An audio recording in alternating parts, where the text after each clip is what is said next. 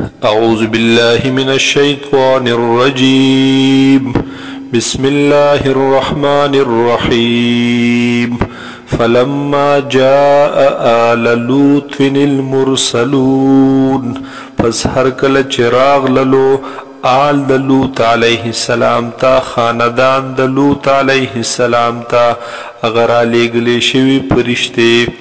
قال اویل لوط علیہ السلام انکم قوم منکرون، بیشک یی تاسو قوم ناشنا.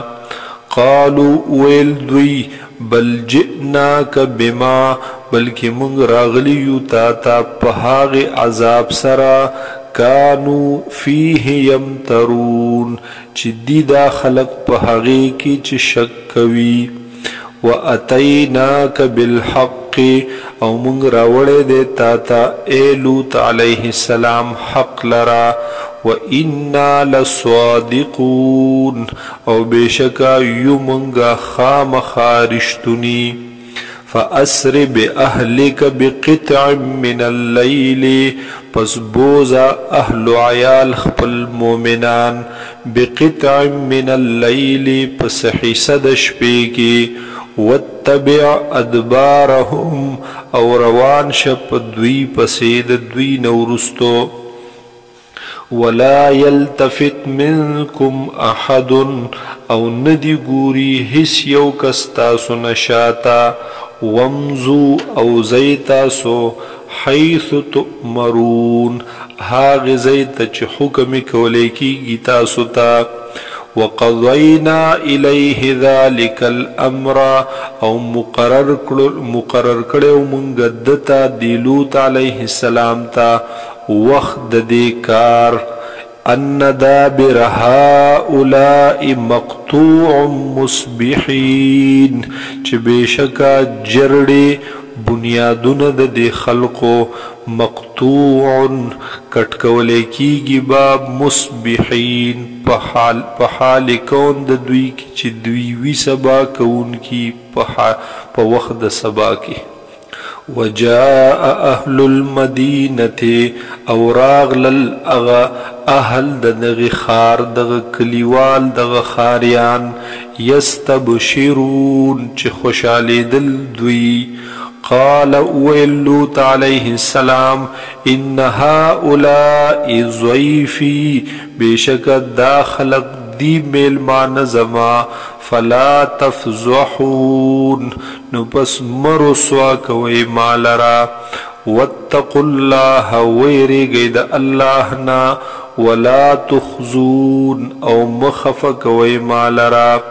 قالوا اویل دغی خلقو اولم ننہک عن العالمین، آیا منگ نئی منکڑیتا د خلقنا. قال اویل لوط علیہ السلام هؤلاء بناتی، دا زناند دی قوم لنا زمادی. ان کنتم فاعلین، کچرتا یی تاسو کون کی کخپل حاجت ضرورت پورا کوئی نو پا حلال طریقے دا دوی نا پورا کئی. لعمرکا، قسم می دیوی پا عمر ستا باندے اے مبارک پیغمبر صلی اللہ علیہ وسلم. انہم لفی سکرتہم یعمہون، بیشک دا خلق وو پاغ نشخ پلکی او دوی سرگردانا. فاخذتهم الصیحة مشرقین، پس ونیو دوی لرا حغی حیبتناکی چغی. مشرقین، پا وقت دا اشراق کی، یعنی پا وقت دا نور راختلو کی. فجعلنا عالیها سافلها، پس من وگر زولو حغب بر طرف د دوی لاندې لرا. وامطرنا علیہم حجارتا، او منگ رول پا دوی باندی کانی. من سجیل، د پخی خوری. ان فی ذلک لآیات بیشک پدی واقعہ کی دی نخی للمتوسمین